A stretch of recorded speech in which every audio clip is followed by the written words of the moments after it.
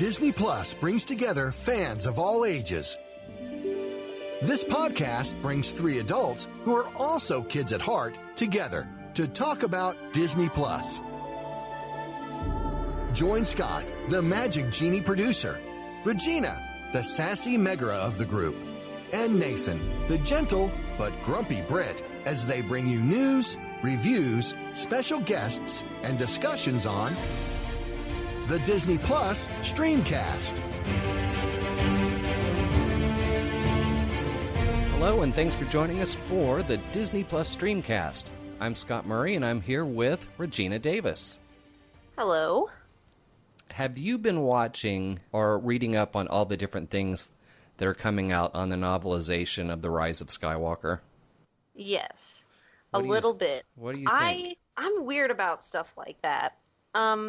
Just because those things can either go really, really right or really, really wrong. Mm-hmm. You know, if it's something that's done well and actually, adds to the franchise or, lends things from a different angle or sort of gives it just a nice different medium, then I'm all for it. But if it tries to be more than it is, then I'm going to be a little frustrated because there's a few Star Trek books that have done that. It's just one of those things. I'm going to hold out until it comes out. I'm not going to trash it or anything, but I'm just going to remain in the skeptical party for now. I'm not a huge reader, and I'm not usually going to read something that I saw on film. Yeah. Even though usually a lot of times it's going to be the other way. You read the book, and then you see the movie. Yeah. I don't have a whole lot of experience with this, but it just seems to me that in this case, maybe more so than other cases, that it feels like the movie was, the movie studio was completely comfortable leaving things kind of up in the air or open or confusing, because they all just went, well, even though it's confusing, they'll all get it when we get the book out. Yeah. And that just doesn't really seem right to me. I don't think you should do that because you're not, like I said, not everybody's going to read the book, but I guess the internet gives you the option now that even if you're not going to read the book, you can read what the book says and get your questions answered. But, this whole business about, Rey being the daughter of a clone of the Emperor, it just seems to get weirder and weirder every time. Although I did notice that one of the things that came out of it was something my wife and I talked about back when Finn was, in the film saying, Rey, I need to tell you a secret. I need to tell you a secret. Yeah, I have something to tell you. Yeah, and I think we talked about that. I think I'd mentioned to you all, even on this show, that we thought it was that he's force sensitive. Because as a stormtrooper, he's a pretty darn good shot. For one thing. That we saw in The Force Awakens, and then just being able to, pick up any number of things for melee combat and be able to hold his own. Not necessarily win, but hold his own. Even just like Rey facing off against a injured and kind of conflicted Kylo Ren in the first film. So I guess the book has now confirmed that that's exactly what Finn wanted to tell Rey, was that he knew he was force sensitive. So, and then on top of that, everybody's like, oh, well, then we need to see something on Disney Plus. Well, the problem with that is John Boyega's come out and saying, nope, not interested in doing the Disney Plus thing. Of course, a lot of actors say they're done, and then they get offered money, and they're like, well, maybe I can make this work. Right. One more farewell tour. Yeah, exactly. All right. Well, I'm sure there are some other things happening in the news. Before we get to that, just want to let everybody know that later on in the show, we are going to revisit Infinity War and Endgame. As we started to watch this stuff over the last week, we went to, or I guess I should say that I went to Disney Plus to watch Infinity War and had it tell me that it's actually not there yet. You can find the little box there, but when you click on it, it's just going to show you the trailer. It says it's not coming out until June of 2020. So I sent a message out to Regina and Nathan and said, well, you're going to have to watch it somewhere else. So I watched it on Netflix. I think that's what everybody ended up doing. But you can watch Endgame on Disney Plus right now. So if you're planning on doing this, if you get inspired to watch this again after you listen to our conversation today, and it's not June, then need to find somewhere to watch Infinity War and then come back to Disney Plus to watch Endgame. But before we get to that discussion, we need to talk about news, and that means it's what time, Regina? It's time for News with Nathan.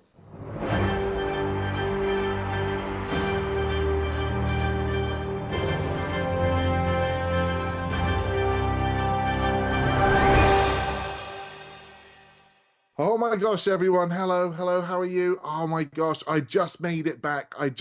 Guys. I've been in the quantum tunnel. The quantum tunnel. Yeah, I used all the Pym particles, every single last one of them. Sorry, Cap. You don't get to go and be with your girl. I used them all. I had to, because you know what? There's not a lot of news out there. So I went everywhere, real time as it happened, with the Pym particles to bring it back to you guys, my comrades in arms, but also our loyal listeners. Thank you to everyone out there. Let's start with Onward. Onward came out this weekend, new Disney Pixar. We're going to get that on Disney Plus eventually.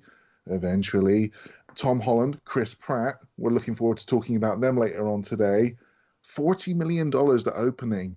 It's kind of a squib. It's a little bit dodgy. They haven't had a bad opening like that. And I say bad knowing that these movies, Pixar movies, can cost upwards of $200 million, and that's before we even get into the marketing budget. So to only have $40 million in the opening weekend, it's not terrible given everything that's going on in the world, but it doesn't make the accountants happy. The critics like it, 86% on Rotten Tomatoes. The audience love it, 96% I think I saw earlier on today. Said it was really, really, really good. And even though, it's got that Maggie Simpson movie, Disney welcoming The Simpsons as part of their, theatrical canon, and have that as the lead-in, the new Simpsons short, ahead of Onward, not doing so well. And, people say that that's not likely to change in some countries because it's banned in a few states. In the Far East, or Middle East, I should say, Kuwait, Oman, Qatar, and Saudi Arabia have all banned it because it has a gay character that the guys interact with. With some of the dubbing, they can change it. And so in Russia, they did change a reference to a girlfriend as a partner and just let it slide. But those 4 states in particular have banned it, so there's no money coming in from there. So it's not looking good, and guys, I'm disappointed. I'm sad for that. So when you all saw the trailer for this, I mean, was it something that after you saw it, I mean, aside from it being Pixar and knowing the quality that Pixar generally puts out most of the time, did this story grab you like some of the other films as far as wanting to go see it? Yeah. Not really. And maybe it's a trailer problem, or because the trailer didn't grab me. None of the teasers really did either. They weren't horrible. I didn't see them and go, oh, this isn't going to, but it didn't excite me. And I think that's one of those things that this movie is probably suffering due to a marketing problem, kind of like Birds of Prey, because those trailers suck too. But, I went and saw Birds of Prey and really loved it. And based on what Nathan said, it sounds like the people that do go to this movie enjoy it. It's just people aren't going. Yep.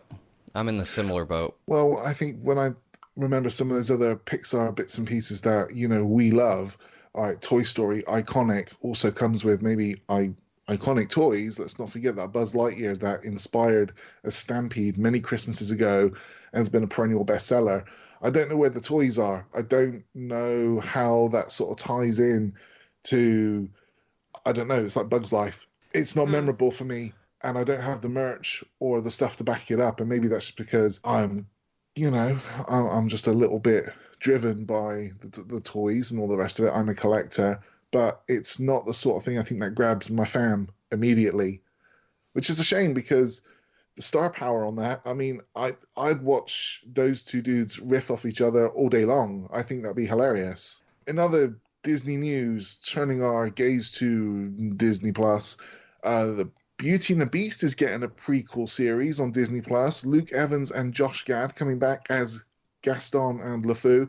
The showrunner's going to be the people from Once Upon a Time, which I hated, but my kids just adored. It was everything they wanted in a Disney serial. So people kind of getting excited about that. Did you guys ever watch that Once Upon a Time? Is it just me, unpopular opinion? I just not interested. I watched an amount of it. I didn't love it. Yeah, it just seemed, it was fine. It was all right. Rumpelstiltskin's character was great, Mr. Gold. Other than that, I could have probably taken it or left it. That was Robert Carlyle, right? Yes. Is that right? Yeah, he's great in everything, though. Exactly. So, yeah. I liked it for a while. I thought the mistake Once Upon a Time made was getting rid of the curse in the first season. Because after everybody kind of knew who each other was and what was causing everybody to be lost in this space, it just took a huge element out of everything. It just seemed like after that, they struggled season after season to create new intrigue and new problems. And not that they didn't, have some success with that, but it just seemed like it never could live up to what that first season was, because they took out the biggest element of that story, which was these people were fairy tale characters, but they didn't know it outside of, I guess, the queen, Lana Parrilla. And then you had, the hero in all this. Once they broke that curse, I really think it took something out of that show, and then eventually it started to just get kind of stale, and we quit watching it. The only thing notable I could say about that show is that it featured Sean Maguire, who took over, I think, for the role of Robin Hood in that show. And back in England, where I guess he's originally from, maybe Ireland, I don't know, Maguire, it's a fair guess, right? He was a childhood sort of child star, and also had a very short-lived recording deal, and they tried to make him like the next Robbie Williams, and he did a nightclub appearance in Bristol at, I believe, a nightclub called Ritzy's, and my sister kissed him. And that is the only thing that I really care to offer about that show, because otherwise it's pointless to me. Sadie, if you're listening, I'm really sorry, and I hope your husband doesn't mind, but it was a long time ago, and I think it's fine. Moving on, Turn and Hooch is getting a series. We knew that on Disney+. The remake, reboot of the Tom Hanks thing back in the day. He's not a cop this time, he's a US Marshal. Josh Peck from that, was it Drake and Josh thing on Nickelodeon back in the day? He's the male lead. They just cast the female lead, Vanessa Lengies from Glee. She's going to be in it. So if you're a Glee fan, I mean, I guess watch that. I'd watch it anyway. I like Turner and Hooch. And the other bit of Disney Plus news is that they've greenlit a documentary series produced by Jessica Alba and also starring her, called Parenting Without Borders. It's based on a book from 2013 called Parenting Without Borders by Dr. Christine Gross-Lowe, which looks at parenting in lots of different cultures and lots of different countries around the world, and seeks to find or divine what we could take from each of those and, raise a successful, happy, hearty, hale child and all of that stuff. That's a book I could have done with, because, parenting, and, there's a really great conversation between Howard Stark and Tony Stark in Endgame that kind of alludes to that a little bit. It's not easy. It's not easy. I'm probably a little bit past it, but I am curious to see it. It is the sort of thing that I'd be interested in watching, actually. You guys, any interest at all? Yeah, I might check it out. I think especially for this show, it'd be interesting to kind of all watch from different perspectives and see what you pull from it, either as a parent, aspiring parent, or someone who's had parents. And compare. Yeah, it's described as Anthony Bourdain's Parts Unknown, but for parenting. So I love that alone, idea. yeah, that's the bit that intrigues me. I wasn't sold before, but that's the tagline that gets me interested. Yeah. And guys, that is about it. The Pym particles are done. I've used them all, and that's what I got for you this week. What I'm really counting on is that Nathan from the future comes back with some more Pym particles and comes and drops a bit more news nuggets in there before this one goes to air. Who knows? Now, is that going to be really old Nathan, child Nathan, or regular Nathan? I want baby Nathan. Yeah. Well, so long as I don't pee myself, I don't mind which. Yeah. Yeah, baby Yoda and baby Nathan. Coming to toy shelves next year. Oh, man. I'd buy my action figure. My mum would buy one. We'd sell two. Well, we are going to revisit Avengers, Infinity War, and Avengers Endgame. That's next on the Disney Plus Streamcast.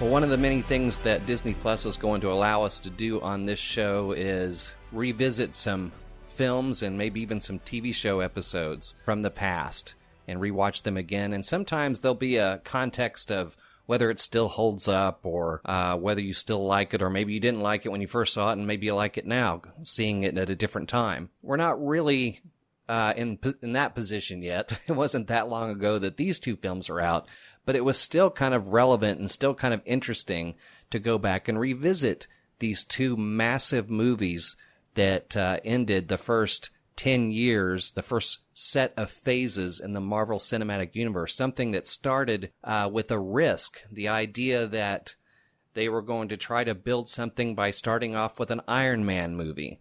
And then the bigger risk was, believe it or not, due to some things from his past history, pulling Robert Downey Jr. in to play the lead. Not everybody was on board with that, but they went with it anyway. And boy, did that pay off, because I think we can all agree we can't imagine anybody else playing Tony Stark and Iron Man ever since that day. So we went through all these different films, and it was all leading to the cinematic conclusion that originally was scheduled to literally be two halves.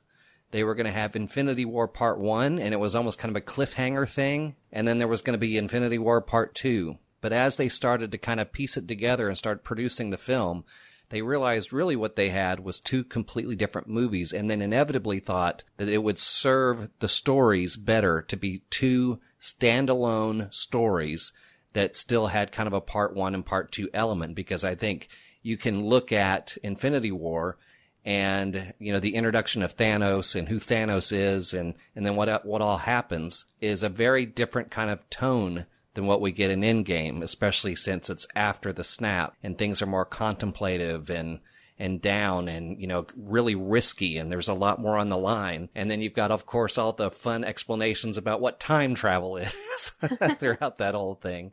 There's a lot you can read online now about what it was like to build these two massive movies, not just as they were going through all these Avengers films and standalone films, but just the massive undertaking to do these back-to-back movies. What I think is really kind of interesting about our discussion today is, you know, I think Regina obviously had a lot of background in this from the comic books. I think Nathan did as well. In my case, my investment, and it was a deep investment, all came from just watching the movies and going to every single one. And I think it speaks volumes about how good a lot of the storytelling was, that we cared that much about what was going to happen by the time we got to Infinity War and Endgame.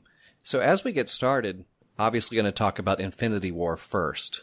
What were your expectations going into this? Not only from a film standpoint, but what did you think? Did you try to predict what was going to happen? And I think that's one of the reasons why the end of Infinity War impacted us so much, because I think we thought we knew what was going to happen, but as Luke Skywalker once said, this isn't going to end the way you think.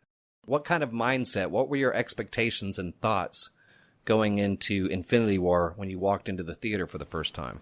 I had a few expectations based on what I'd read in the comics, or maybe not necessarily full expectations, but I had kind of a mental framework of how the Gauntlet story typically would go. So I had a few different options of the way things could go down, but at the same time, you know, things are never just completely ripped out of the comics and thrown on screen. And, you know, with the various editions of, you know, having different members doing different things in the cinematic universe versus the comic book world, you know, I just sort of went into it with an open mind. I was very excited because, you know, the trailers, all the marketing was really, really good for this movie. So my hype level was really high. But part of me was kind of where you were, Scott, where I'm just kind of like, this is 10 years of buildup, and we're going to try to have it be a payoff in 2 movies. I was like, I don't even know how a creative team could make that happen. You know, because even in the comic books, it was a relatively complicated comic book crossover. And so I wasn't sure how they were going to boil that down into something that was, 2 hours and 40 minutes? Mm-hmm. But they did it, and they freaking nailed it. Yeah, I remember the comic books back in the day and didn't actually reread them prior to watching the movies because I didn't want to ruin it for myself. But I remember, you know, Adam Warlock plays a real prominent part in all of that, and he's only been teased in the MCU. Mm-hmm. Silver Surfer is in there, and Mephisto is in there. The notion as well that Thanos, he's trying to win the affection of Mistress Death. He's trying to court the image of Death to be his bride, and it's not balance that drives him. It's this gesture. He wants to win the heart of the one he loves. Is twisted as it is, because it's literally Death. And in my toy collecting and everything, the one Thanos I bought is actually the one where he's on the front, the Marvel Selects one, where he's on the throne with Death just hovering to his shoulder, and he's got the big cheesy grin, because I just was like, oh my, that's awesome. But that's not the Thanos we had in these movies. And it's none the worse for that. It really isn't, because the development over those years has just been fantastic. They've kind of moved it along and egged it along slowly and slowly and slowly, and kind of given us his motivations. I didn't like to predict. I didn't care to. Only that there's a chance that Nebula might have a bit more to do with it, because she's also quite prominent in the comic books. But that was my main thing. I was like, so is Nebula gonna be the one that takes this? But they didn't. But they still gave her a big beefy role. Right. My feeling is that Tony and Cap had unresolved business, and they had this big arc that hadn't reached its end yet, and I expected it to have a lot of them in it and really resolve what their characters are up to. So I guess in that respect, I wasn't disappointed. But yeah, otherwise, no expectations at all. Yeah, I mean, one of the things that really stands out, obviously, in all of this is Josh Brolin and Thanos. A lot of times when we talked about those other films on podcasts, because I think Regina and I especially spent some pretty quality time talking about some of these different villains. And generally, with maybe a couple of exceptions, I mean, that was, if people knocked anything a lot of times with the Marvel movies, it was the gravitas of the villain. I mean, and then we have these last two films, and I mean, it's just, it's like, it doesn't matter anymore, because this guy's going to redefine what that means. Yeah. It's almost like it needed to be planned that way, isn't it? I mean, nothing against Loki. I mean, Loki's probably one of the most prominent and memorable villains from that first run. And you see what Thanos does to him in the first 5 minutes of the movie. It's almost a way of showing you all those baddies you've seen for the last 10 years ain't nothing compared to this guy. So, I mean, I give him credit if that was part of their thinking, is to make sure that, we have some good villains, but none of them are these really big bads, because we've got that one coming at the end. And I love what Josh Brolin brought to that part, and Thanos is so interesting and philosophical, especially in that first film. You really get a deep understanding of why he's doing what he's doing. I think we've talked in the past about, the problematic issues of villains that just take over the world because they're the villains. Whereas in this case, Thanos has a real reason for why he's trying to do what he does. And a lot of bad guys are like that. The really good ones tend to be that way, where in their minds, they're doing a very good thing. They don't see it as evil. No, not at all. And he even in Endgame, he doesn't want to go too far and be, drunk with power. So he destroys the stones himself, because he said they were tempting him. He fulfilled his mission. He's not interested in anything, superfluous. There's also those other elements of, he's so powerful, even early on when you see what he does to Loki and how he fights the Hulk. I mean, you see just kind of how much power he has, but you already kind of get that in Infinity War. But the other thing that's interesting about Thanos is, unlike maybe somebody like General Zod, he could walk into any situation and just kill everybody, but he doesn't. Yeah. There's times where he lets people live for his own reasons, and sometimes that was some of the heroes. At one point in time, he said, I think before he takes Gamora, he tells Star-Lord that he likes him. And then there's even that moment in Endgame when he's on the verge of possibly killing Tony Stark. He says, I hope people remember you. I mean, he's really a deep thinker, despite the fact that he's obviously, he is called the Mad Titan, and he's mad. But I really liked that about it, too. It just, if you're going to have a movie this big, your villain can't just be a bad guy that's doing bad things, because that's what bad guys do. Yeah, and that's part of, him being so philosophical and so conversational is part of what makes him so freaky to me. Is because, he's not just taking this unbridled anger and directing it in, the direction that he wants it to go in. This guy is planning everything. He has true belief and passion about what he's wanting to achieve. And he believes that everybody should believe it too. And because, he just sees it as, absolute truth. And that's the kind of power you really need to be afraid of. And to your point as well, 2 days after the greatest massacre in the history of the universe, he's out doing the gardening. Right. He's done with it. He's over it. He's done with it. And he views it as what does he say? A thankful universe. Right. Yeah. Everybody's happy about what he did. And I guess it's only at the very, very end of Endgame where you actually see him with the malice and the rage, and he actually says, "I'm actually going to enjoy this now." Yeah, right. And it's the way he's trying to sort of take it to Thor and to Cap and to Tony Stark, and he's actually got that unbridled pleasure in the actual engagement as it was, whereas before it was just something that had to be done.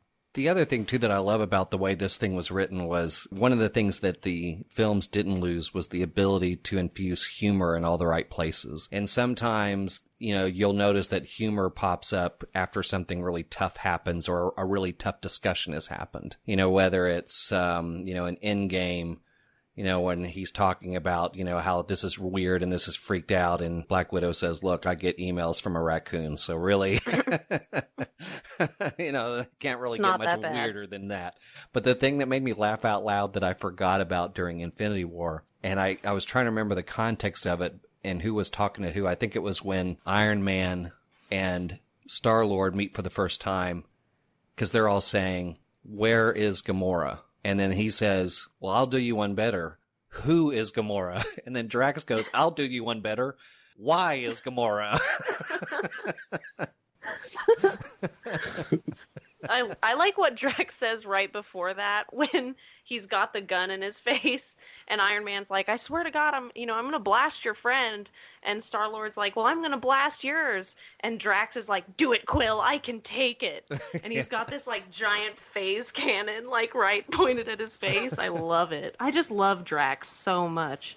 Just straight into like the deadpan stuff. It just really like brings you back into like a different headspace. And again, he's just up and down the whole time. It's so powerful for that. Yeah, even after Gamora and Star-Lord have their kind of tough conversation where Gamora's saying, "Kill me. If he gets me, kill me." He's not really sure how to take that at first.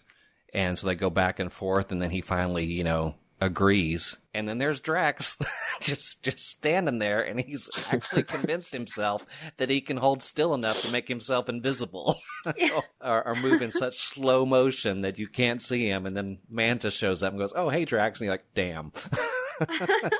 Credit to the writers that stuff like that could be so goofy, like Quill being petulant could really take you out of the moment and the stakes that are just inherent in a finale, commercially, financially for the movie, but also for us being invested in the watching and following that saga all across, the decade.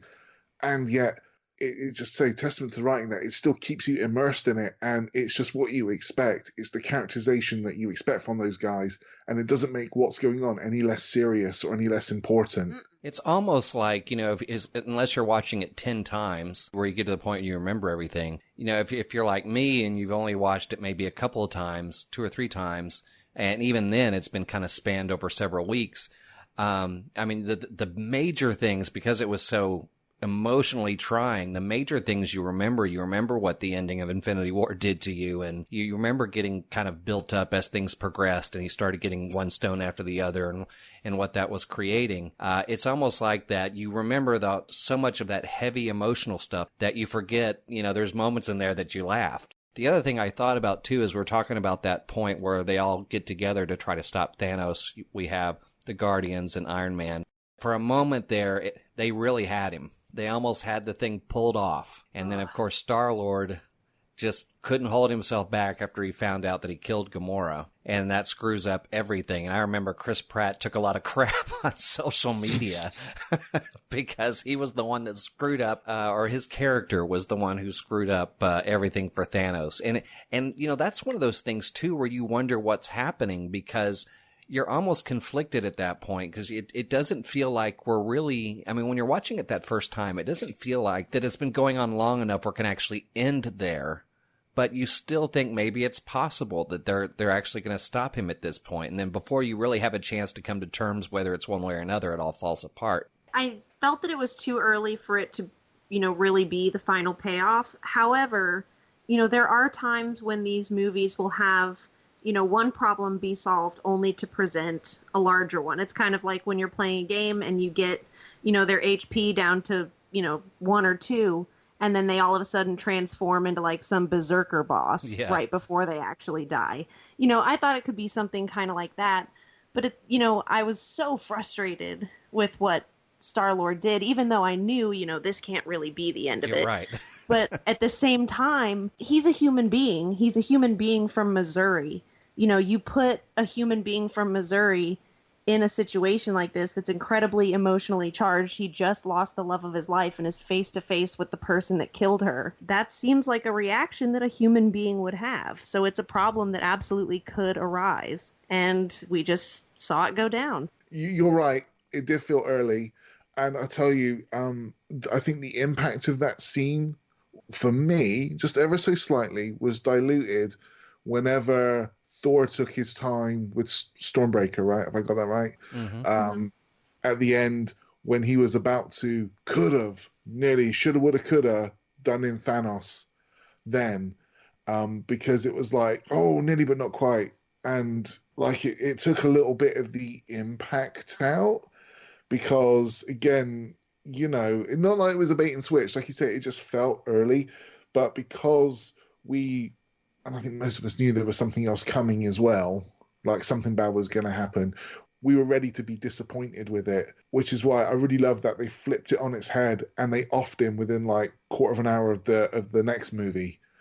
They didn't have to go that long to get his revenge. It was just like, bang, dead. Like, what? Okay. Just going to pop his head right off. Yeah, all right. Like what they should have done the first time round. I do kind of stand beside you whenever... So we talk about it being a little bit early, like it teased something that wasn't actually going to happen, and we all knew it. Well, it almost kind of put ourselves, especially if you're heavily invested in Gamora as the audience, you kind of felt a little bit of that too, because I think that was the other element to the bigger story that gave some more weight to Thanos. It was tough. That moment where he throws her off the ledge because he has to. And that just goes to show you how deeply he believes he's doing the right thing, because he's willing to do that. But that's also why he's crazy. So, but the fact that it still hurts him and impacts him even after all is said and done, that was someplace they didn't have to go, and they did. And I thought that was really interesting to add another layer to Thanos's even having emotions about another person. Like Gamora. And remember, Gamora was just somebody he discovered and made his daughter, and he still felt that attached to her. I think there's a lot of story between them that we weren't shown, and they had to do their best to show that there was a bond between Thanos and Gamora that's beyond what any of us understood. And I think that's why they took the time to make that scene where, Gamora thinks that she has successfully killed Thanos. We find out that it wasn't actually Thanos. It was just a copy or a projection. But, she kills him, and as he's dying, she absolutely breaks down, like hands and knees on the ground, crying, breaks down. And so, we hadn't been shown any scenes that would, show us that they have a relationship like that, except for the way she reacts when she thinks she killed Thanos and the way Thanos reacts when he does, in fact, kill her. Well, obviously, another big part of this, especially if you were heavy into the comic books and you wanted to see how things were going to look and how they were going to behave, you think of Thanos' henchman, the Black Order, which we discussed on Comic Book Noob. And I know, Regina, how much of a big fan you were of this group. And I think you were pretty pleased with what they did. I was super pleased. There was one thing that really was my main problem. But the Black Order, I was very excited when I heard they were going to be in this movie, both of these movies, just because I think they're one of the sort of coolest villainous subgroups. They're never really doing their own thing. They're always, a henchman team. But, you've got Proxima Midnight, you've got Corvus Glaive, Black Dwarf, Ebony Maw. Like, they've all got the coolest names. They do. They've got the coolest look, the coolest weapons. They're all just absolutely awesome. And, you've got power couple of Proxima Midnight being married to Corvus Glaive. And then my main complaint is how easily and quickly they killed Ebony Maw, just because I think Ebony Maw should have been way much more of a problem, and I thought he should have stuck around quite a lot longer. Watching him just get sucked out of a hole on a spaceship was a little bit of a bummer. But other than that, every scene that they were in, I just loved. It was really cool to have villains that could hold their own. They kind of felt like a threat, like with Crossbones in Civil War. Yeah, Civil At the War. beginning, yeah. Mm-hmm. I never felt like it was going to go anywhere. He's not a match for the Avengers, the combined might, but these guys, they're used to taking on like more cosmic powered people, like the Nova Corps and things like that. So to see them brought to life in the movies and to, have their skill set and to actually challenge our heroes. And you really didn't know what was going to go on with some of that. They weren't like throwaway bad guys, like, I think we've critiqued the MCU before for like having some really cool bad guys and just dismissing them after one movie, like Malekith, Yeah. But I think they actually got a pretty good showing, especially whenever you kind of see it in that. Well, it's not like kind of like that shadowy thing, but when, for example, when Vision and Scarlet Witch are on the run and they're like laying low, and then they get jumped and they're out of their element. There is no backup, and these guys, they're still not, I guess, they're powerful, but they're not tactically trained like the others are, like the more militaristic side of the Avengers. And so you really get that sense of, say, the stakes. You get the desperate sort of struggle that they have there, because these guys, I mean, they're stone killers and they are great at what they do, and it was great to see that on the screen. Mm-hmm. One of the other interesting and kind of fun things to follow from the two movies was early on, we see Bruce Banner struggling to turn into the Hulk when he really wants to. And then, of course, by Endgame, he just walks around, kind of with, as the Hulk, but with Banner's personality practically. I was curious, is that something that would happen in the comics, where there would be times where Bruce Banner wanted to turn into the Hulk, but the Hulk in him just wasn't having it?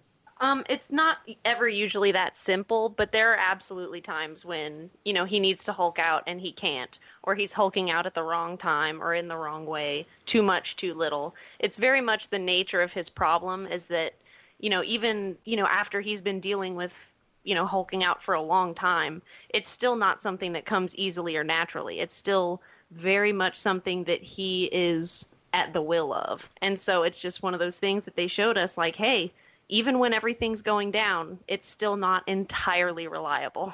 And Smart Hulk, you don't typically, or haven't seen that typically in the comics. It's whenever you've had Smart Hulk, it's become in his Joe Fixit kind of alter ego, or even now with the Immortal Hulk, where he's just really scary and not very nice and just possibly the worst version of Hulk ever. He's got a lot of temperatures. Yeah. That's, if you've not been reading any of the Immortal Hulk, super awesome horror version of the Hulk. I think a lot of people, if you like Scott Snyder's work before Batman, you would find something to like in this book, because it's kind of a little bit, like back in the day when Marvel used to do the horror comics, and they kind of like make your, you get the goosebumps and you get the tingles up your spine and everything. It's kind of like some of those. So, to actually see like Smart Hulk, Ruffalo Hulk with the tacos and everything, it wasn't what I was expecting, but it was really, really cool. Well, as things really start to culminate at the end of Infinity War, and the stakes have been more than established, and what Thanos obviously is willing to sacrifice to get what he wants. And Regina, I know this had to be tough for you, knowing the big fan you are of Vision and Scarlet Witch. Oh, God. When Vision tells her, they try to get that stone out in Wakanda, but that all goes south really, really fast, just because of the amount of work and technology that was going to be involved to take it out the way it needed to be done. All that's left by the time, everything's coming together. Scarlet Witch, he asks her to take it out of him, even though knowing full well it's going to kill him. It's so brutal. It's so hard for me to watch, because I really do love them and I love their relationship, Vision in particular. And just the way, he's kneeling on the ground and he's having to convince her, and he's like, look, I know it's not fair. I know it shouldn't be you, but it is. So we got to do this thing. And, I'm just over here losing it. And I was wondering if after all this time and seeing this scene, this is probably like the 6th or 7th time I've watched it all the way through, if it still is going to affect me the same way. And it does every single time. Yeah. Every single time, because the acting is so good, because, she's obviously incredibly conflicted. And then he's also conflicted. He's getting this thing blown out of his forehead. And he's obviously trying not to scream because he doesn't want to traumatize her while she's having to do this to him. And then you've got Thanos walking up behind her, slowly but surely, taking out on other Avengers on his way. It's just one of those things. These movies they get in deep, dude. There's those movies that we love and watch so many times that have consequences or something bad that has to happen that causes other bad things to happen. And yet there are times where if the movie is still really good, you can watch it multiple times and you almost convince yourself it can turn out differently. Mm-hmm. It's almost like the scene we just talked about where they almost get Thanos. And even though you have it in your head, you've seen the movie, you know right, it doesn't work they don't out. Get it off. Yeah, but you're still sitting there going, oh, they almost got it. Come on, you jerks. Yeah. I think Nathan already kind of alluded to what he was thinking at the time. What about, and we talked a second ago about, when that took place, whether we thought it could end there or not. What about the moment where Thor flies in and stabs him at that moment, because he was so close, he had everything, and you're like, oh crap, there's nothing to stop him. And it's not uncommon for a big adventure or action movie to make you think until the last millisecond that the bad guy's going to win and then swoop in and stop him at the last second. So it's not unreasonable to think that when Thor came in and nailed him, that he had stopped it. The problem was the way he did it. I know Thanos says you should have gone for the arm, but I mean, it just didn't kill him instantly. If he cut his head off, that would have probably done it too. Yeah, he said you should have gone for the head. Yeah, or yes, that's right. So he went for the head. So he said you should have gone for the head, or cut his arm off, I guess. Did you think at that moment when Thor came in, because it was a big, grandiose entrance and boom, take that, and then Thanos says what he says and manages to still snap his fingers. Did you have a moment when you watched that where you went, aha, got him, oh crap, within a span of 10 seconds, or did you kind of see what happened was coming? I mean, there was absolutely that heart flutter of like, oh my God, we just, handled this. But I knew, deep down that there was already going to be a second movie. This still had to be a problem somehow. But, there's other ways to make sequels happen. There's other ways to continue this story. And, maybe they just knew something I didn't. So for a split second, I was like, oh man. But then once you see it in his chest and you're just like, well, okay, this is over. Like with Star Wars, Luke does the torpedoes down the vent and you see them pull up and fly away, big explosion. And that's the payoff that you expect. I think what's really great about that scene is that typical Thor, not smart, charges in, maybe a tiny bit of grandstanding there, and Thanos, ever canny, does his thing, hits the snap, and you had that tonal shift, that the soundtrack changes up super abruptly, and then you kind of get that stillness, and it's like everything's the same but it's all different what happens, and they take their time with the reveal, and that's what makes it so good. That's what makes it kind of still have its resonance and still kind of like carry the weight even now. When you watch it, you know what's going to happen, but it's just like the speed at which they kind of get to the aftermath, like, oh, it just kills you just waiting to see those people and what happens to them and the last words from everyone. I think that's the beauty of that scene for me. Well, the first thing we see, I think, was that vision that Thanos has of seeing the little girl, the really young version of Gamora, saying, right, did you do it? What did you all think of that? They explained what that was, didn't they? Sort of. They? Yeah, I think, isn't it him talking to her like almost within the Soul Stone? Mm-hmm. And I think that was because I thought they did something similar that they cut out of Endgame with Tony and a grown-up Morgan Stark as kind of like bookend the two things. Okay, that's what I was wondering. Yeah. Okay. I was wondering about Tony, or if it was even Clint.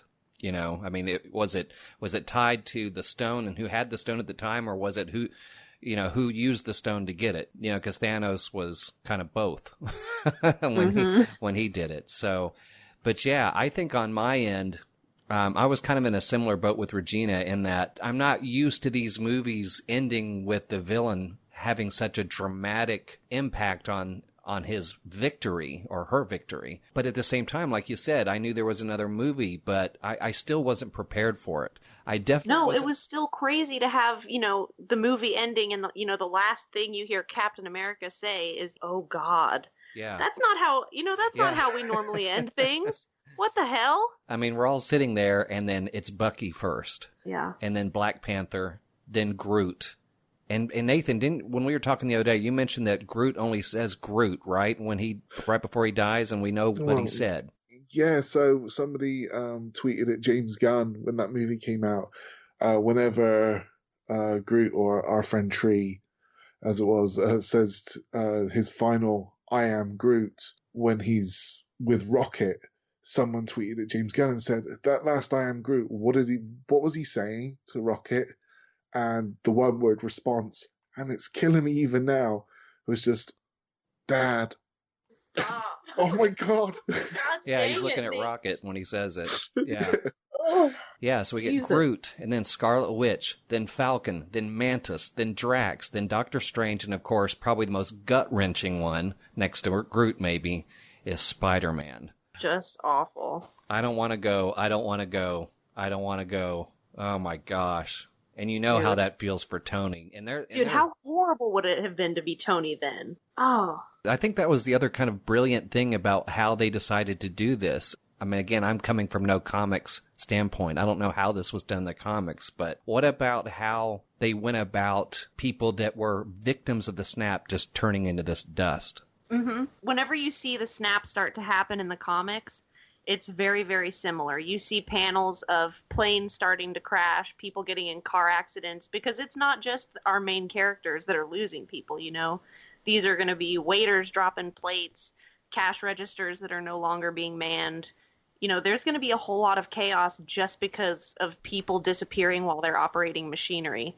It basically just causes immediate chaos. There's going to be deaths that aren't even related to the snap. It's just people dying from the fallout. And they show that at the end of Infinity War. You see Nick Fury and Agent Hill stuck right in the middle of it, and it looks just like it did in the comics. Talking about the end credit scene sets up a lot of things. Not only what we're going to briefly talk about for Endgame, but also it was a really cool way to introduce what was coming, and that was Captain Marvel. From what I understand, we all have different views on Captain Marvel. And maybe, again, this might have something to do with the lack of comic book history, but I liked the movie Captain Marvel, and I liked her involvement in Endgame, but you guys not so much? Not so much. I'll say whenever I saw that post-credit sequence and I saw Nick Fury drop that pager and I saw her logo, I was so excited. But I didn't love the Captain Marvel movie, and I didn't love her involvement in Endgame. It was okay, but, you know, whatever. And that's not what I should be saying about Captain freaking Marvel. You know what I mean? That's my main problem. She's not Carol Danvers enough for me, and that's pretty much it. So I think the trouble with introducing someone like Captain Marvel in the Avengers is, okay, so it's threefold really. One, that character is beloved these days. Whenever Kelly Sue DeConnick took over writing that character, she just revolutionized it, and that book, and just made it a must read. The look. I think the guy from, help me out, Regina. I think the guy from, what's the comic that's based on all the UK music stuff? Is it Phonogram? Fantagram. Fantagram, no. No. Yeah. Is it? Phonogram. It's very disturbing. People coming through the TV. Yeah, so Jamie McKelvey, I think, is that so he is a great artist, and he went and drew the new outfit for Carol Danvers and updated it for free at Kelly Sue DeConnick's request. And, you know, it looks awesome. The book is a great read and super dynamic. And frankly, elevates her to like a top tier character, when before, especially with her back history, she's been a little bit problematic, you know. The way she got her powers back in the day touched the old Me Too about that. And so, you know, she really owns that character and that mantle in the new book, though. So that's one thing. So a lot of people like her. Two, to have a character that's awesome, that has all that power, I feel like you might need a bit more presence on screen than Brie Larson. No disrespect to her, really. Yeah. Tough job. But when I think Iron Man, I only see RDJ. When I think Captain America, and I'm a huge homer for America ever since I got my citizenship, I only think Chris Evans. I can't think of anyone else, even though there's been other iterations and other Captain Americas. You know, it just fits. When I close my eyes, that's what I see. When I think Captain Marvel, I just still think of the comic book. I don't think of Brie Larson, because I don't see her as larger than life. She doesn't just inhabit the role for me. And I think the other thing that you've got going on is that even though the Marvel universe as a whole has these like really cosmic, super powerful elements, we've seen them in other movies, whether it's Omega class mutants like the Phoenix, whether it's, well, Jean Grey with the Phoenix Force, I should say, whether it's like Galactus and the Silver Surfer and all those things. I think even though we have Soul Stones and Time Stones and all the rest of it, Captain Marvel is the closest we get to someone who's really got that power that can go toe to toe with these dudes. Thor has a lot of foibles and he's not very smart, and he's probably going to drop the ball with some of that. Whereas Captain Marvel is kind of like this world beater, and all of a sudden she makes all the other Avengers diminish just by comparison.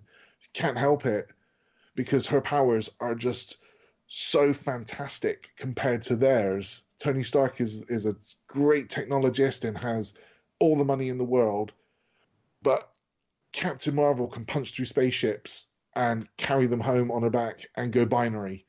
You know, I mean, there's no comparison in terms of the power scope. So they had to be real careful how they used her, because otherwise, if she's around from day one, she's just going to smack Thanos and everyone goes home happy after half an hour, you know?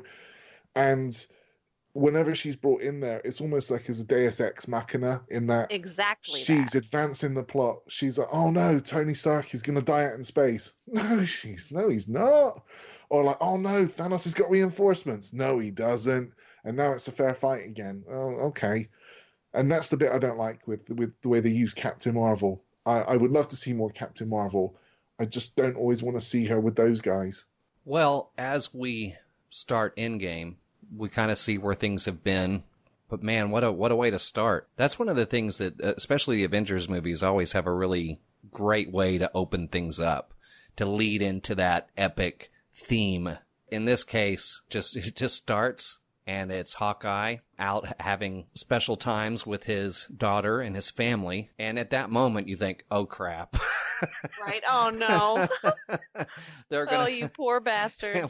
We've recovered, but they're going to give us a good punch right to start off with. And they did, because, man, they took every single member of his family in the beginning of that thing. And then you get the Marvel logo, the Marvel Studios logo. But don't you love how they set it up after the fact, though? The last thing you hear before the theme starts is, I think it's Captain America that says, let's go get this son of a bitch. Yep. Because you know everybody in that audience is like, yeah, go get him. But before we hit that and what they end up doing, gosh, how crazy would it have been to be in Scott Lang's shoes? To be floating in the quantum realm for 5 hours, wondering if you're ever going to get pulled out. You get pulled out, as if that wasn't traumatizing enough. You no longer hear Hank or anybody else. And you get pulled in, and your van is stuck in this garage all fenced in. And you wake up to the aftermath of something that you can't figure out, much less fathom. And then when you show up at the Avengers headquarters, this totally whacked out, crazy story is explained to you. I don't think I could take it. And you see him be, relatively frazzled, because he's walking through that neighborhood and he sees all the houses are crazy overgrown, and he's just like, hey kid, what the heck happened here? That would be so incredibly disorienting, like one of the most nightmarish episodes of Twilight Zone that you could ever fathom. But luckily he does know the Avengers, and so they have also dealt with some pretty ridiculous stuff. it's kind of stressful because he has this information that he knows could be key to this entire thing, once he finds out what the story is. And now he just has to convince all these people that even though he's definitely still one of the lesser members of the group, he's got the information that's going to make all of this end. The thing I really liked about Ant-Man in this movie, I think Paul Rudd does just a fantastic job of emoting. He's only given like a lot of the comic relief to be later on, in a way, but that bit, whenever he goes to see Cassie again and realizes that she's okay, and he sees her and she's grown, and all he can do is just hold her, and that look on his face where it's like he can't fathom it, and he's just glad she's there, and all he can say is, "You're so big." As a dad there was a period where I didn't always get to see my kids, and I've made that face. I've felt that way. And oh my God, when I saw that earlier on, I was like, oh no. And I couldn't help it. My eyes just got wet instantly. And he did such a good job of conveying that feeling. It was absolutely fantastic. So much respect for that performance. Well, as we mentioned before, they do manage to find Thanos and think that they've got him cornered, have him right where they want him, only to find out he destroyed the stones. Thor ends up cutting his head off anyway, just for some form of finality. But we're talking about comic relief. One of the things that people probably remember the most about this film in the comic relief area was, I guess, what they've gone on to call Drunk Thor. Living in this...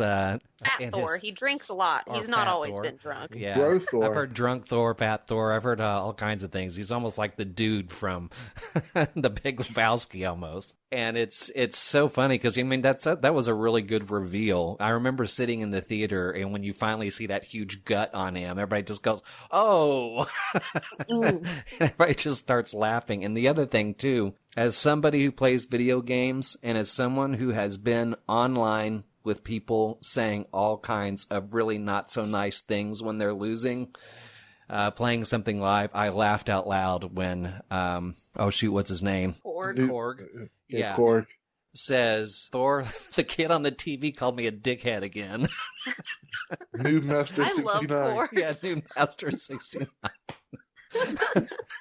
Thor threatens him. And he's like, okay, thanks, Thor. Thor. To go rip his arms off. Yeah. Oh, I love that. I mean, if you've played any games like that, you instantly just laughed out loud because that's about how it goes about 50% of the time. So anyway, we find out through the experiments done in the quantum realm that there might be a time travel thing. I really liked how they figured out a way to show Tony Stark being, ticked off and done with it, how he moves on, and then how he's still, like Gwyneth Paltrow's character says, like, I've tried to get you to stop and you don't stop.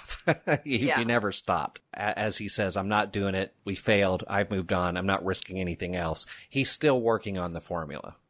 Just to see if there's something there, even after basically telling him, well, it's more or less impossible. I really liked how they did that and how they figured out a way to show Tony make that turn when he actually does discover time travel and the look on his face. And I love how they decided to explain their take on how time travel works in this universe by not only spinning their version of it, but also basically telling you everything else you've watched on TV or film up to this point is pretty much nonsense. Right. That created a lot of great discussions between. They even mentioned Bill and Ted's Excellent Adventure. They do. I loved it. Yeah, that was really important for Tony Stark, though, because when he first started out in Iron Man, he was a very selfish, individual. He didn't really care about anything apart from being like, the playboy. And the flashback in Iron Man 3, whenever he's checking, he blows off the AIM guy. He lived his life a certain way. And then over time, things have started to change for him. It went from, we're not selling weapons anymore to, I'm going to build a suit of armor around the world. And, you see it when he holds that picture of him in Peter Parker, when he's, in the aftermath of Infinity War. And, he feels responsible. When it comes to the Chitauri and everything, he felt responsible then. All those people gone, he feels responsible now. So even though, he's saying, I'm oh yeah, I'm done. I've always been done. I've got this now. I'm not interested. We're not talking shop. Those simulations are remarkably advanced for someone who's done, for someone who didn't care. Like, he's always cared. He just had something he didn't want to lose in the meantime now. It's also tied to just 5 years ago, he was dead in space, having to send, what he hopes will be his last message to Pepper Potts. And then I think after you've been through something like that, and it takes this incredibly powerful being to get you back home and you're on the ground, and to find out she survived the snap, to think that, they're going to try to loop you back in probably created some conflict. But yeah, there's always that, it's very much another theme that you find in a lot of movies where, you have somebody like him, you just never, as hard as you try, you never fundamentally change who you really are. No, that's sort of part of his being a hero. That's right. Something that's not really ever gonna, go away from him, except for you do see how startled he is, because even though, he's kind of alarmed when he figures all of this out, because he does, it does mean that he needs to sort of go forward with it. And he's very clear when he's talking to Cap, he says, we can do this, we can try this, I'll give you my assistance, we'll do everything we can to get back what we lost, but it's unacceptable for me to lose what I've found. And so that just shows how much more he has to lose than he's probably ever felt he had, but he's still willing to make those sacrifices. Yeah, and I think it's his scene when he goes back in time that I think I got the most out of and had the most feels. I think part of that is probably just to my... Peggy? Yeah, my ties to Peggy. But also, it was really cool to, with everything that Tony Stark had been through that we'd seen related to his dad and his family, his feelings about that, the things we saw in Civil War. That was a really cool thing for him to be able to have those conversations with his father and have some finality with his father, something he was kind of robbed of having. So that was a big moment. And yes, of course, Cap has to hide in that office, and he suddenly, you see the name on the door saying Margaret Carter. And I had always thought, if Captain America was going to live out his life or going to have some finality, she was going to be involved in somehow. I remember also hoping that Iron Man wouldn't have to die too, but oh well, at least it was the right sacrifice. Not that the one with Thor and Rocket wasn't good. I find myself a little antsy during that one. And then obviously the real one that hits you in the face is when War Machine and Nebula are doing their part, and that's when Thanos realizes what's going on. And then on top of it all, we have that really tough scene where we have to see Black Widow sacrifice herself very much in the same way that, well, not in the exact same way, but under the same circumstances as Gamora had to. And gosh, wouldn't you know it, it's hard enough that she's going to have to be part of this, but it makes it even harder that Hawkeye has to be there with her, and they have to decide between the two of them who's going to leap off the ledge. That's still and it a was going to be him. Yeah. But then she pulled a Black Widow and decided that she was going to take it into her own hands. So anything else stand out for you all during the missions? You also have that really great scene with Captain America figuring out a way to get in the elevator just like he did in Civil War. Oh, yeah. And then say God, the Hail Hydra. Just walk out with it. It was really cool to see some of that turn on its head, or to kind of give you a little bit more than you were expecting. We loved seeing Howard Stark on the screen, but what was especially good was seeing James Darcy there as well at the end and tying it all together. That was just a beautiful little touch for those folks who, love Marvel TV but don't see the connection because it's not acknowledged. Something like that was just really, really awesome for fans of those shows. It was. We love the Guardians of the Galaxy opening. When we first watched Guardians of the Galaxy, I think people were just thrilled about how awesome that was. Like Star-Lord, who was a perennial B-lister, was now, he was awesome, and it was cool to like the Guardians, and people wanted to catch up with them and everything. And, part of that is the direction and the soundtrack and all the rest of it. And we see him skipping around to Come and Get Your Love and singing. And then just to see him do it from someone else's perspective, without and just how stupid he looks. That's so Star-Lord. And it was brilliant. Yeah. It was so well done. Rhodey turns to Nebula and says, so basically he's an idiot. Yeah, and again, just the nod to in Winter Soldier and also in Agents of Shield. And again, you know what happened last time. Cap was in an elevator full of Hydra goons, but this time it's really cool, and it's not Hydra he's got to worry about; it's himself. Yeah, Right? and America's ass. Yeah. And whenever he meets himself and the other Captain America says, I could do this all day, and he's like, I know, God. Like Yeah, like he gets the cringe, Yeah, I he's just, faced with his own cheesiness. yeah. I think So- my favorite little sort of side mission that they did was when Hulk got a chance to talk to the Ancient One. Mm-hmm. That is a good scene. Loved that because I love Tilda Swinton as the Ancient One more than life itself. But I just thought it was a really, really interesting conversation and how, she immediately knew, he was from the future. It wasn't even, a question. She was just like, you're 5 years too early, but, we can talk anyway. Isn't it cool, too, that he's so used to being the big, the big hulking, powerful being in front of a mortal, I'm going to...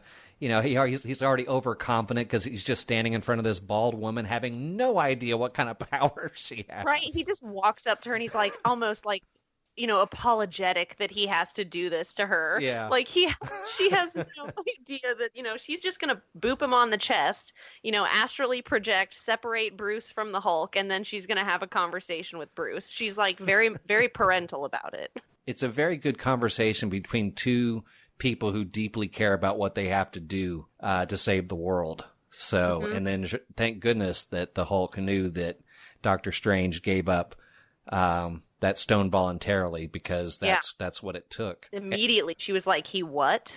Yeah. I mean, so they knew there had to be a reason why he would do such a thing. Be the best. Yeah, that was the other thing that was really fun about being able to watch the movies this time.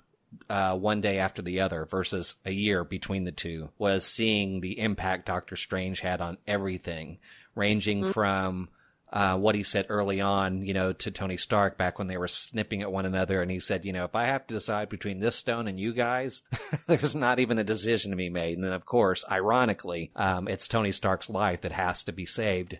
And he has to give up the stone in order for that one out of 14 million or whatever it is. Scenarios that for things to work out, Tony Stark has to live and he has to give up the stone. And then, of course, we see that all kind of come to fruition when they not only successfully get all the stones back and reverse time. I also thought that was a really cool way that they got Thanos to arrive and, right when they are all happy that it worked. I mean, there's Thanos' ship there to blow up Avengers headquarters.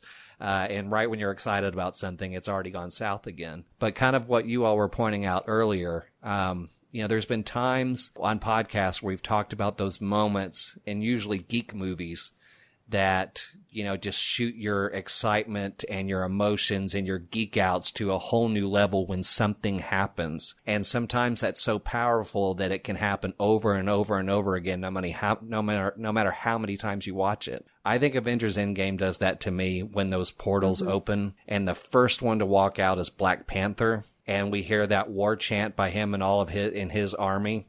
I love that because that's when everybody knows at that point in time, especially Thanos, oh crap, it's it's on now. And then everybody comes out and all the people that you had to watch disappear in front of your face and shock you a year ago are all back. And this time, it's a whole new ball game. Looking awesome, ready for a fight. Oh man. And then as soon as you see those Valkyries start to descend, I thought I was going to pass out. And you're right. It happens over and over and over again during that entire sequence. Because you've got the main entrance, everybody, they're doing the chant, the portals have opened. We now see what the two forces look like. And, you're hyped and you're ready. Then people start running. Then people start punching. And then, Thor does his thing. Then they start passing around the gauntlet. And you just kept getting more and more and more into it. And it just, oh, God. There's been times when I've looked up that battle scene on YouTube just because it's awesome. I've done the same thing with the fight on Wakanda for Infinity War. Yep.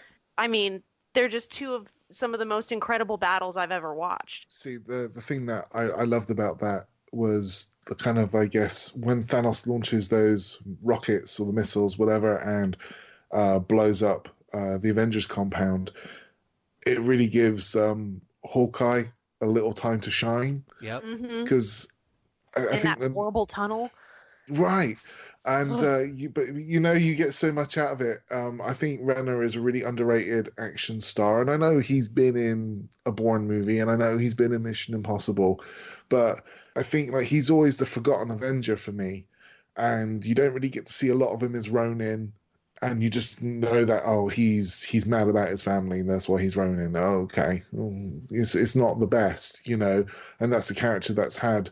Again, the comic books have given him a lot of new life, especially with the whole Kate Bishop thing. So you want to see more Hawkeye, and Renner complained about what he got to do in the first movie because he really wasn't an Avenger for most of it. He was like brainwashed, and so to actually see him hold his own and kind of he's the guy. Without him, Thanos gets that gauntlet back straight away, and he's on the run, and by his own admission, in the other movies, he's just a guy with a bow and arrow. He doesn't have any superpowers, but he's holding his own against these aliens and making it work. I just thought that bit was super cool.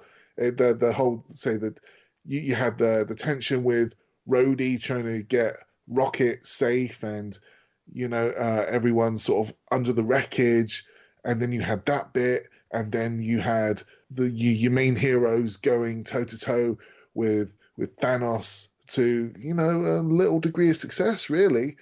And then Steve gets the hammer and he's going at him, and the shield breaks. All of it. There's so many fantastic story beats that in a regular movie you'd be lucky to get one of them. That would be the denouement right there. That would be the crescendo of everything, and you'd be like, "Oh wow, I'm great. This is what I wanted. I'm gonna sit here and eat my popcorn." You get all of that. So much of it. It's breathtaking, like it doesn't stop.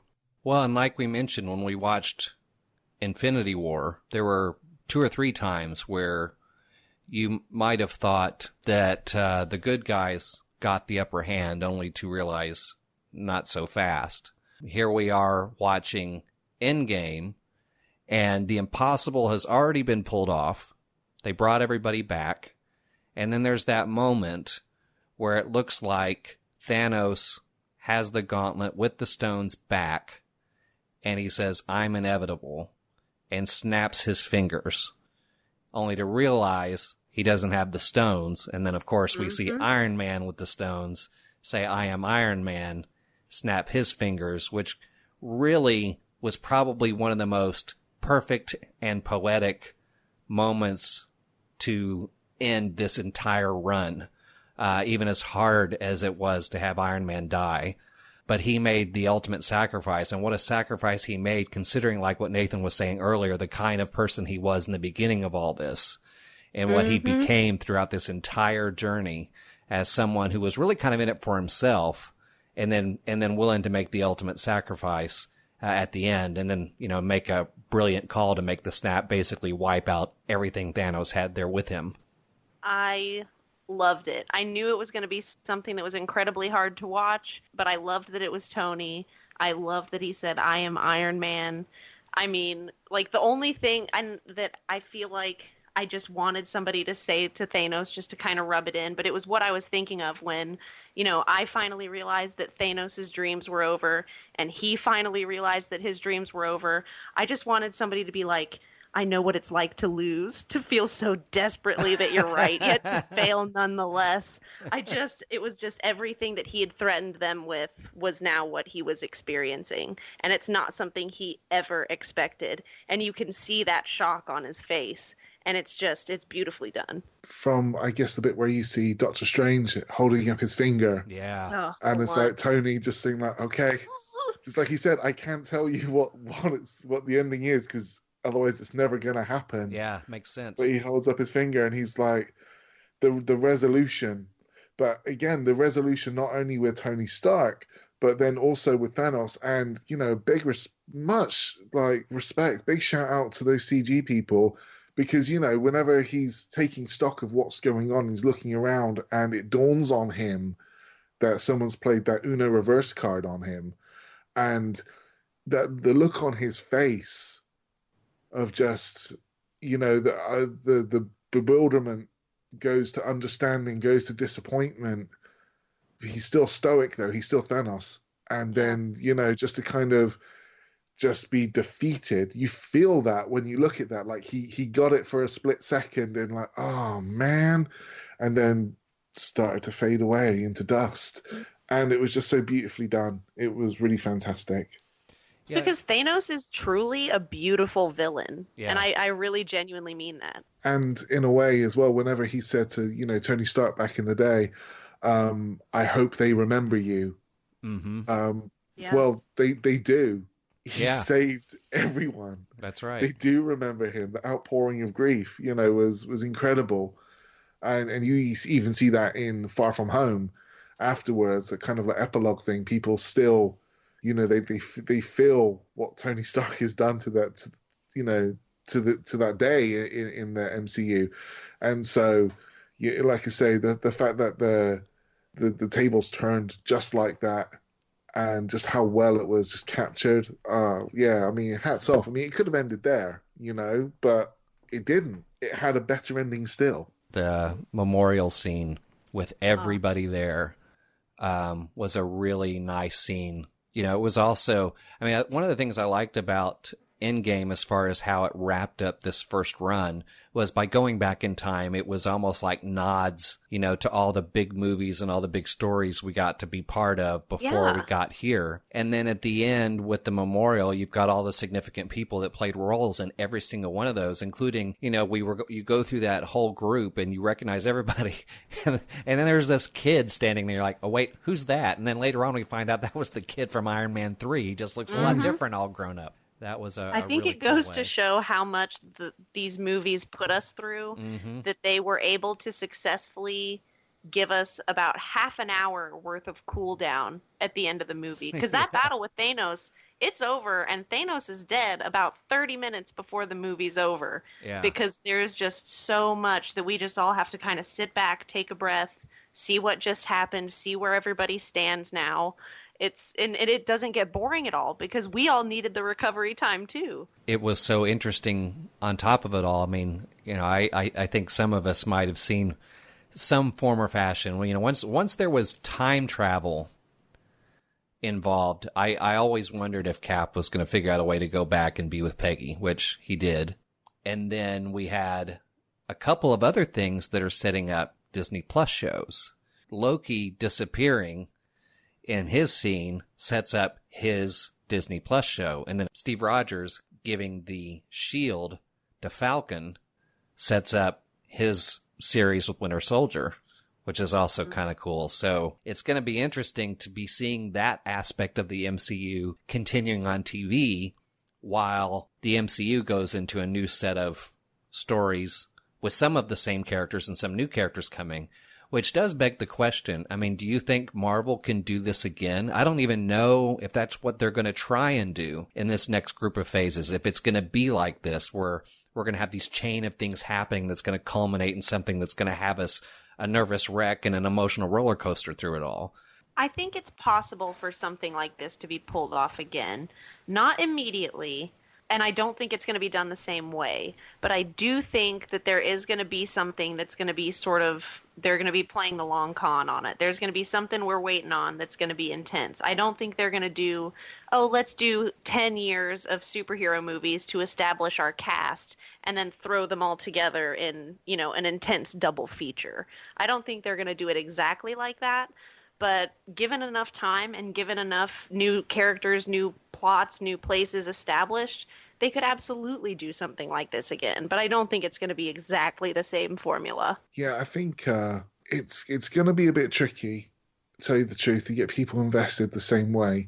I think, for me, this was a once-in-a-lifetime opportunity to get one of the best ensemble casts ever to collaborate on a project that spanned a decade, never mind like pre-production, all that stuff, with just iconic characters we've all grown up with. I think if you're born post Second World War, you know who these people are. Even if you don't read comics, you know who these people are. These are characters much in the same way we talk about, James Bond and, Bilbo Baggins and Gandalf and things like that.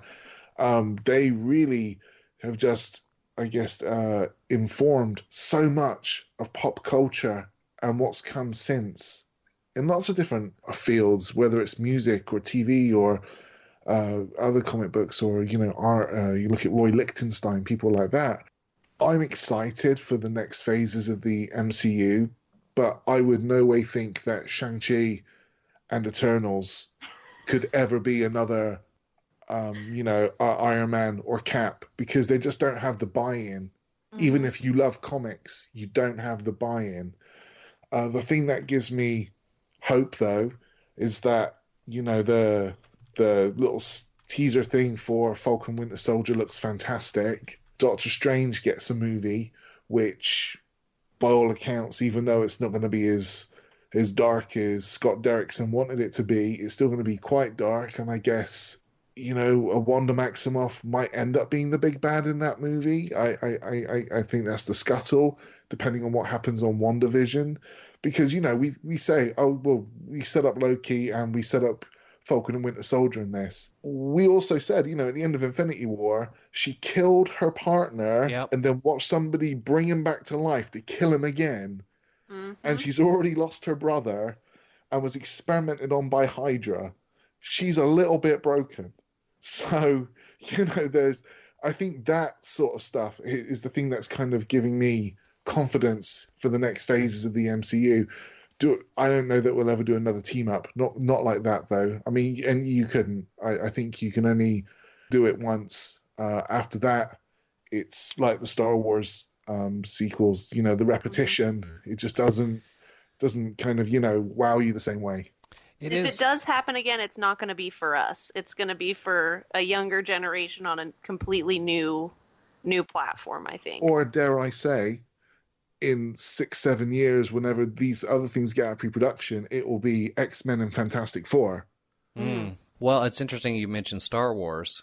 What Disney has just done with Star Wars is basically said, all right, Skywalker's done. These characters are done. We're now going to go into this new area, this new time frame that took place long beforehand, and introduce you to brand new people. And I'm asking similar questions as we just said, are there going to be characters in this that I can get invested in like I did during the Skywalker saga? In this case, even though this run is done, we're not having to say goodbye to all these characters. We know that they're making other standalone films. We know that the Guardians of the Galaxy are hanging out with Thor still. And then not only do we have the TV shows we've mentioned, I mean, they're going to have, my understanding is, the Hawkeye series is also featuring Kate Bishop. Right. Yep. So it's going to be interesting to see how that all comes together and how these people stay involved with this next round of films, especially since we just got done talking about how tough it was to see Black Widow die. It's really interesting to me that they're doing a standalone film for her. I mean, I'm not saying I have a problem with it. I can't wait to go see it. I just always kind of generally view Marvel as having a reason beyond, well, this will be cool to do. Yeah. It's kind of like why, when they had to clarify that the second Ant-Man movie was the end of this run, not Endgame, and you saw why that was true. I'm wondering here, I don't think they're bringing Black Widow back somehow. I don't think that's why they're showing her backstory film in here. But you have to wonder if there's something in that movie that we're going to see or become familiar with that's going to tie into something in this next group of films. Because it just seems like there's always a bigger purpose beyond, well, the fans will love this. Well, that will wrap up today's rewatch of Avengers Infinity War and Avengers Endgame. When we come back next week, we're going to talk about a brand new movie on Disney+. We will discuss Stargirl. In the meantime, you can follow us on Twitter at DisneyPlusCast, and you can also visit us on our website and reach out to us there as well. We also have all of the episodes there for you to stream if you want to go back and listen to something or find something you might have missed. We are at DisneyPlusStreamcast.com. Thank you so much for listening to today's episode. We look forward to having you back next week for another episode of the Disney Plus Streamcast.